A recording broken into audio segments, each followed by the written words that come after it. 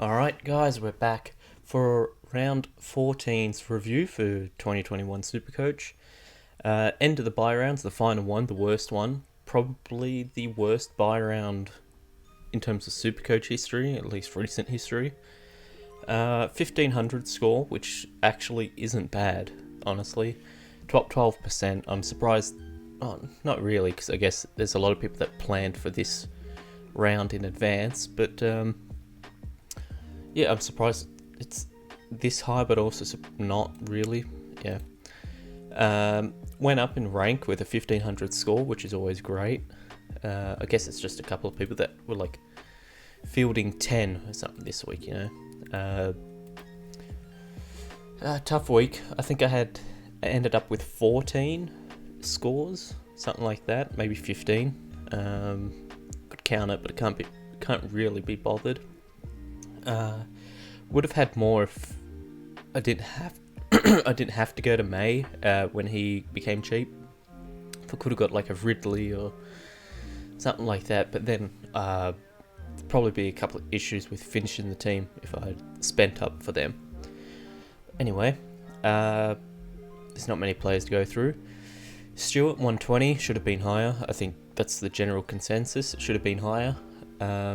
He set a personal best, or tied his personal best for 10 intercept marks, and it was like first time this season there's been a player take 10 intercept marks. But I reckon the reason why it was only 120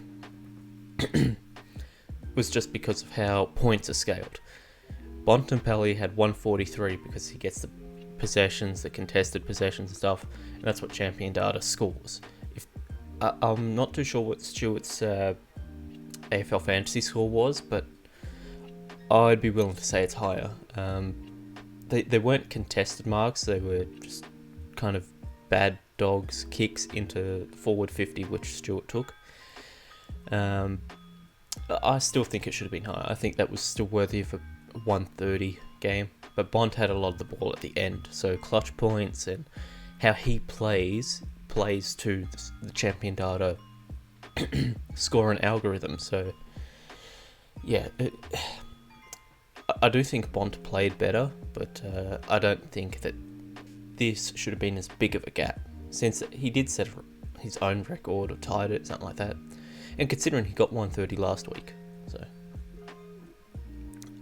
Whitfield, like I said, North is kind of just like a cursed team for him. I can't understand why North aren't good, and it's not like he's getting tagged by whoever North tagger is.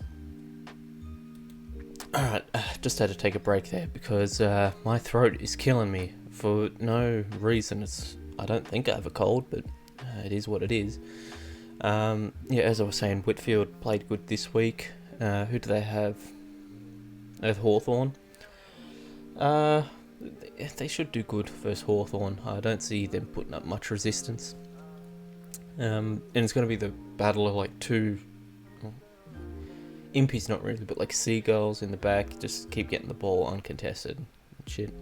But yeah, it should be actually a pretty alright game. Bont 143, talked about it before, was probably like 25 seconds away from vicing him. I knew that this big score was coming. It was just, what if Mark O'Connor goes to tag? And as soon as I saw, who was it Henderson or something laid out? As soon as I saw O'Connor playing in defense, I should have viced Bont. Maybe that was a mistake on my part. I should have looked at the team like line up before the game. Yeah, but ended up going with Lions, so I lost 2 points, 4 points overall, something like that. So not too bad. McRae had a very quiet like first half. Really, it was like 3.5 quarters or 2.5 quarters that he was just not doing much. He wasn't bad. It was just not getting a high score, and ended up missing a ton. I think this is the first time he's missed a ton this year. I feel like that's about right. Yep, first missed ton of the year, and I can't really think of like a reason for it. It was just couldn't get much of the ball, but that's it. There was always a player in front of him. I don't even think that was deliberate to have a player just stopping him from getting it. I just don't think he was getting it. Just like weird bounces of the ball, which did happen a couple of times. So I saw that, like Dog's player kicks it into just an open area and the ball bounces the other way from McRae. So yeah, that happened a couple of times. Lions 141 ended up taking this because of course you do it to 141. Neil ended up scoring high. I think Neil had 158, 57, something like that. Both of them play good together. If we look at Lions scores, he plays better with Neil in the team. Or like, when did Neil go down? I have to try and work this out now. I think it was about here. Might have been the Carlton game. I can't remember, honestly. But yeah, look, he scores to start the season are pretty good. He did have this stretch here, 122, 145, 138. I think I brought him in here. Maybe earlier. That doesn't seem right. But yeah, they play good together. They feed off each other. A lot of them, they get on like handball chains, so it's fine. I'm happy with that. If Brayshaw, something happens and I have an extra trade, say Danger puts up a bad score this week and he drops a fair bit, I can get him in earlier. I could see me going Brayshaw to Neil. Neil just looks fit now. Like he's had, what was it? He had a calf in the preseason. Then he did his ankle. Then his back. No, it was back then his ankle. Now he's had like rounds and rounds and rounds off, plus a bye. I think he should be fit now. At least fit enough for Supercoach, I don't think Brisbane are actually like serious contenders this year, even with their letter placement, but yeah, that's another thing. Josh Kelly, surprised he got 101, honestly. I'm surprised he got over the ton. Surprised he got over the ton and McRae missed it, because if you were to watch these games, you'd say it was the other way around. But yeah, he hurt his ankle. Then I saw a report yesterday saying he's questionable, which hopefully it's not Josh 4 to 6 weeks, Kelly. I really hope not. That's killer if that happens, and he takes like a long break.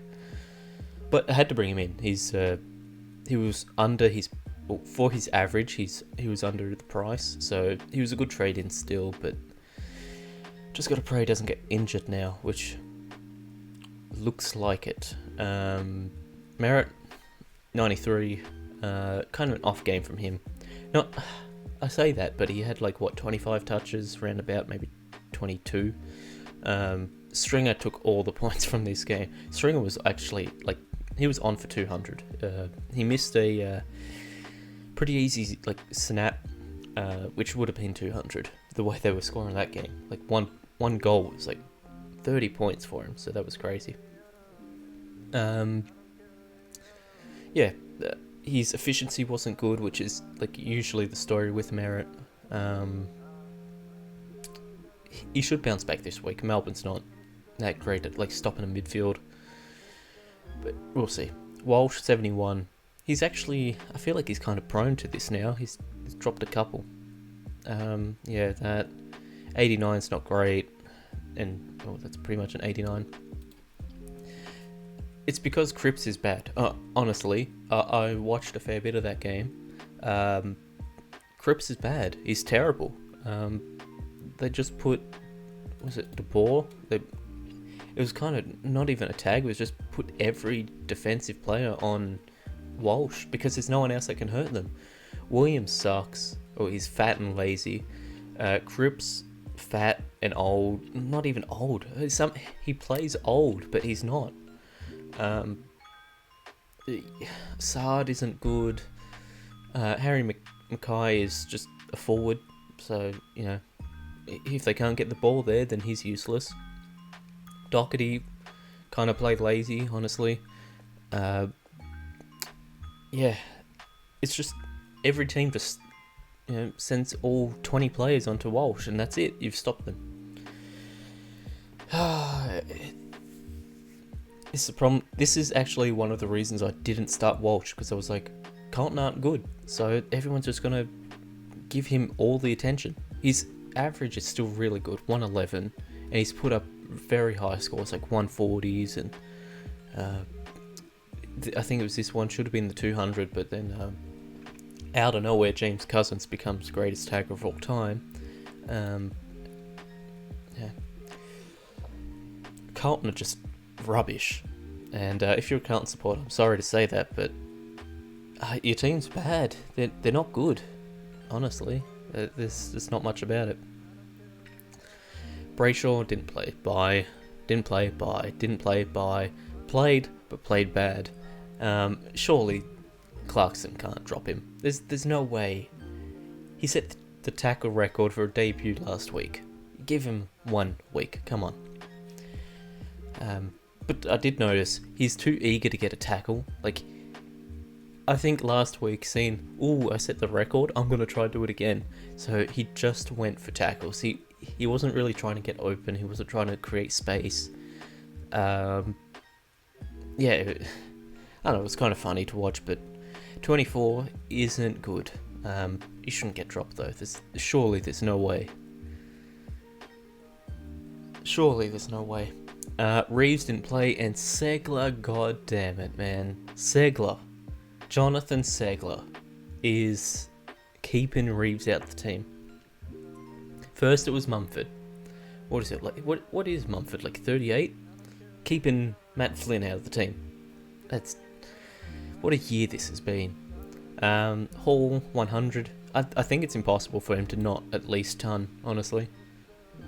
I feel like he should have even been higher. Alright, so this is the first game he played like that half-back, just kick to kick with Siebel. He was injured. Yeah, he hasn't missed a ton. It's impossible for him not to. They've broken the Supercoach scoring system, and it's why I think that the scoring system should change. Because we've got 1, 2, 3 of the top 5 defenders are 3 of the top 5 forwards are defenders. That doesn't really make much sense, does it? It shouldn't be that way, but it is. So just got to play with it. I'm fine with Dusty and Langford and Zorko. They're midfielders, but at least in Supercoach, they're forward/mid.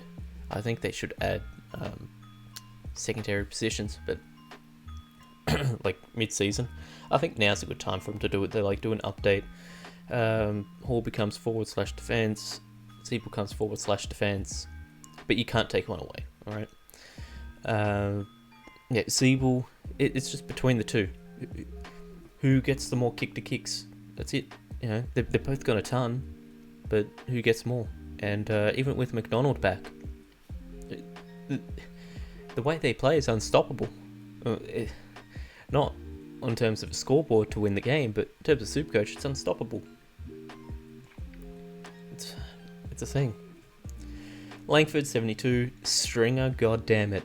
Why did he have to have a career game? Are you serious? Stringer, 4 goals to 29 touches, career high, puts up like 170, score 180, whatever it was. That was Jake Stringer. Okay, pal. Sure. And it's going to happen again. If he does that once, why are they going to take him out of the middle? Well, Essendon aren't trying to lose. At least I don't think so. I don't think there's any point to them tanking. Against Melbourne, yep, Stringer's in the middle. Man, god damn it. Jake Stringer. Madden came back. That's good enough. Under his average, but that's fine. Coleman Jones playing this week, so how many do we have playing? 6, 7, 8, hopefully. All the midfield, you, hopefully. I'm not even going to count Reeves, so we've got the rucks, and we should have a full forward line playing. Coleman Jones is undroppable. I refuse to believe that he can get dropped.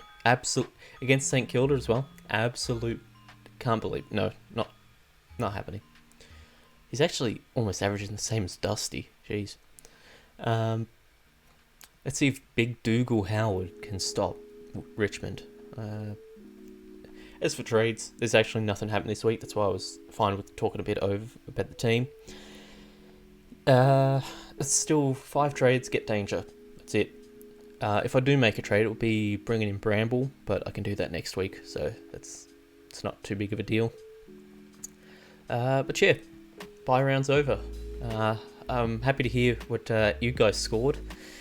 I'm sure everyone had a magnificent week of fielding 22 players. No one injured, no bad scores. But then I woke up. So, yeah. See you all next time. Tasty out.